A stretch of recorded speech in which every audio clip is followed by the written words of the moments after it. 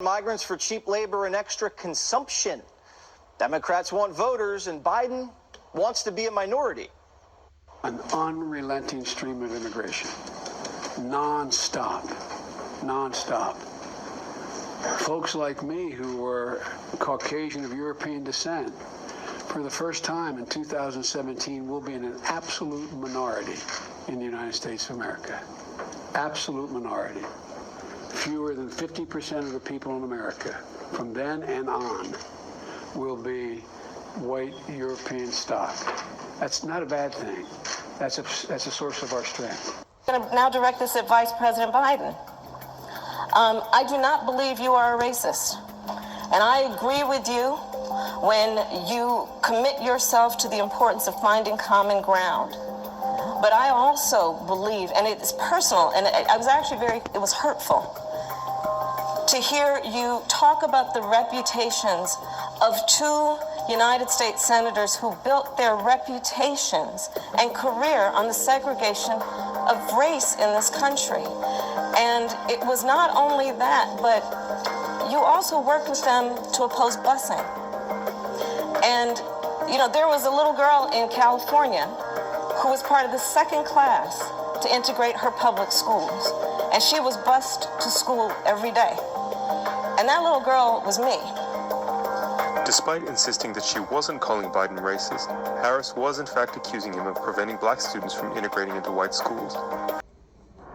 Everybody asks me, what kind of Democrat? I'm an Obama-Biden Democrat, man. After 8 years alongside President Obama, Joe Biden is coming back as a solo act. I'm ready to go. With his long record facing a new look under the spotlight of the 2020 campaign. Gentlemen and ladies of the Senate. One chapter receiving fresh scrutiny comes from his earliest years in the Senate, when he strongly opposed mandatory school busing. It was designed to achieve integration and a more equitable education. It was the mid-1970s. Biden favored desegregation, but not through busing. What's less known is how he followed the lead of some of the Senate's most fervent segregationists. In a series of never-before-published letters reviewed by CNN, the strength of Biden's opposition to busing comes into sharper focus. On March 25, 1977, Biden wrote, "My bill strikes at the heart of the injustice of court-ordered busing. It prohibits the federal courts from disrupting our educational system." Biden sought and received support from Mississippi Senator James Eastland, the Democratic chairman of the Judiciary Committee, and a leading symbol of Southern resistance to desegregation. He frequently spoke of blacks as, quote, an inferior race. Biden reflected on that era earlier this year. There are a bunch of racists. There was, James O. Eastland, Mississippi, Strom Thurmond, and so on. There were 9 guys who were in the caucus that were, I ran against in the civil rights movement. But he did not say that Eastland and others were partners on several of Biden's anti-busing bills. On June 30th, 1977, Biden wrote, "Dear Mr. Chairman, I want you to know that I very much appreciate your help during this week's committee meeting in attempting to bring my anti-busing legislation to a vote." Then in 1978, Biden again asked Eastland to put his anti-busing bill before the full Senate, writing, "Your participation in floor debate would be welcomed." 4 decades later, after building a strong civil rights record, Biden stands by his opposition to busing, arguing it did not address institutional racism. Apologize for what? Court Booker's called for it. Of course he should apologize. He knows better. There's not a racist bone in my body. I've been involved in civil rights my whole career. You cannot go to a 7-Eleven or a Dunkin' Donuts unless you have a slight Indian accent. I'm not joking. If I sit on the stand and it get hot, I got hairy legs that turn blonde in the sun. And the kids used to come up and reach in the pool and rub my leg down so it was straight, and then watch the hair come back up again. They look at it. So I learned about roaches. I learned about kids jumping on my lap. And I've loved kids jumping on my lap. Even call centers, which rushed overseas in the hundreds of thousands. How many times you get the call? I'd like to talk to you about your credit card. Poor kids are just as bright and just as talented as white kids. They're going to put you all back in chains. In my opinion, we don't need white people leading the Democratic Party right now. The Democratic Party is diverse, and it should be reflected as so in our leadership. But I tell you, if you have a problem figuring out whether you're for me or Trump, and you ain't black. Why does this Chuck, I'm happen? not going to do this. I'm not going to do this because Chuck, I'm not going to do this because let me just be really clear. Vice President Biden absolutely has a respect level for all people around him, for voters across this country, young people, older voters, voters of color, black people, Latino voters, indigenous, Asian American, Pacific Islander. So I'm not going to even traffic in any hypothetical conversation about if he is sensitive enough. In my opinion, we don't need white people leading the Democratic Party right now. But I tell you, if you have a problem figuring out whether you're for me or Trump, and you ain't black. I think Joe Biden might be suffering from that same white entitlement and privilege and ego, where he's just that old school white male who feels like, hey, man, they need me, I don't need them, or I got them already. Joe Biden is under fire this evening on comments he made about working alongside segregationist senators in the past. Biden recalling his early Senate career, bringing up two segregationist senators, Herman Talmadge and James Eastland, who called African Americans an inferior race. I was in a caucus with James O. Eastland, Biden said. He never called me boy. He always called me son. At least there was some civility. We got things done. We didn't agree on much of anything. We got things done. I think the two-party system, although my Democratic colleagues don't like me saying this, I think the two-party system is good for the South and good for the Negro, good for the black in the South. Other than the fact that they still call me boy, I think they've changed their mind a little. It's that old school white male.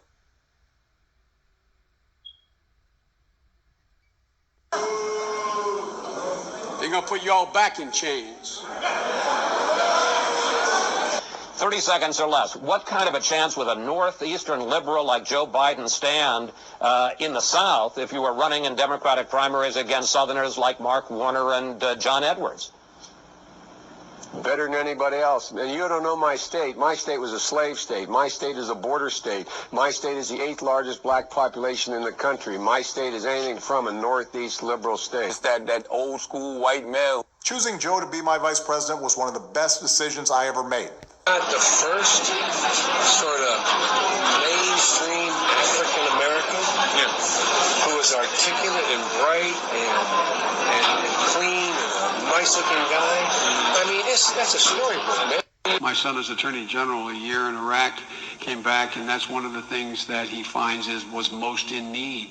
When he was over there in Iraq for a year, people would come to him and talk about what was happening at home in terms of foreclosures, in terms of bad loans that were these Shylocks who took advantage of these women and men. Back from Mumbai to go meet with President Xi in China.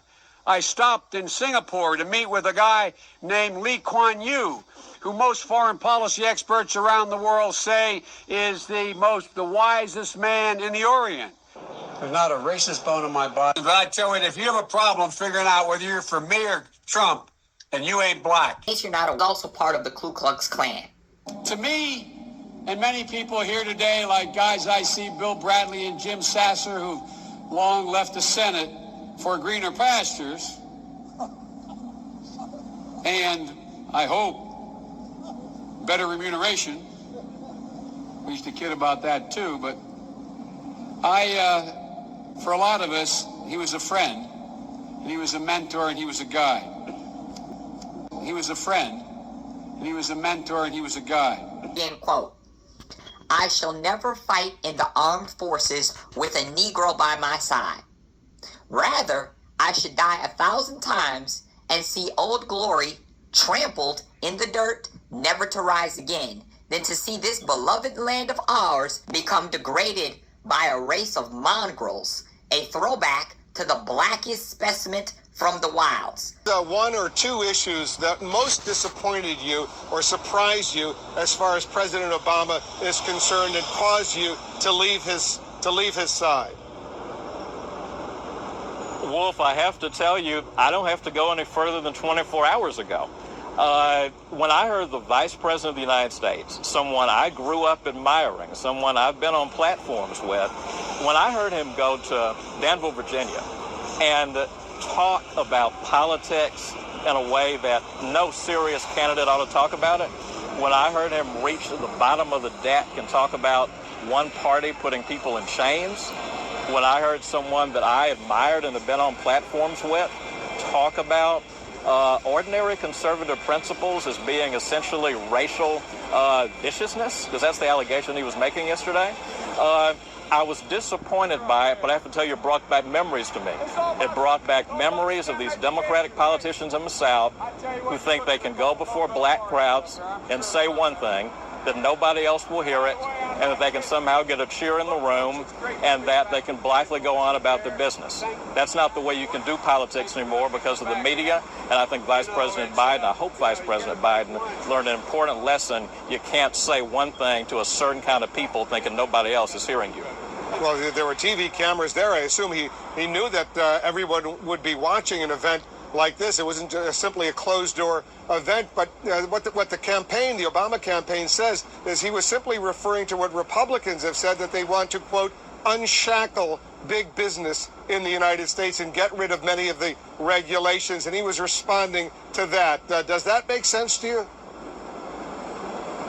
Wolf, I know that's the spin and it's creative. I'll give them credit for creativity, but I happen to have spoken to a few African-American audiences in my time, represent a predominantly African-American district. I know what Joe Biden was doing yesterday, and every black person in that room knew who the y'all was. They knew what the chains were about. They knew what the metaphor was, and I will give that audience credit. If you listen to a tape of that audience, you actually hear what appear to be boos or what appears to be shock from some people in that audience.